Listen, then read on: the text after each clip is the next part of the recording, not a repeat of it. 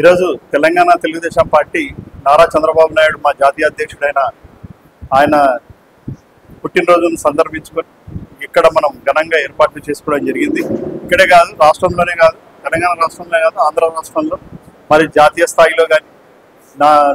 అంతర్జాతీయ స్థాయిలో కానీ ఈ కార్యక్రమం చేసుకొని ఘనంగా ఈ వేడుకలు చేసుకుంటున్నాం. ఆయన అందరి వాడు. ఇక్కడ ఒక తెలంగాణ ప్రజలకే కాదు, ఆంధ్ర ప్రజలకే కాదు, తెలుగు వాళ్ళు ఎక్కడుంటే అక్కడ అందరి ఆత్మ బంధువు అయిన నారా చంద్రబాబు నాయుడు గారికి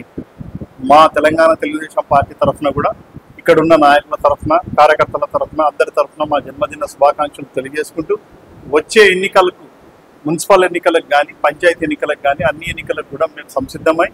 ఇక్కడ మా జెండాని తెలంగాణలో పాతడానికి అన్ని విధాల శతవధాల ప్రయత్నాలు చేసి అన్ని విధాలుగా మా నాయకుడు గర్వంగా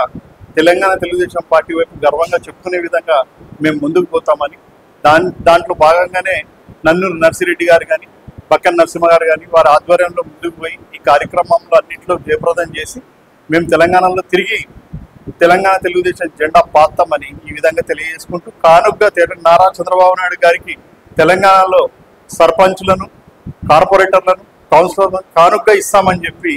మేము ఇప్పుడు పుట్టినరోజు సందర్భంగా తెలియజేసుకుంటున్నాం. జై తెలుగుదేశం, జై చంద్రబాబు.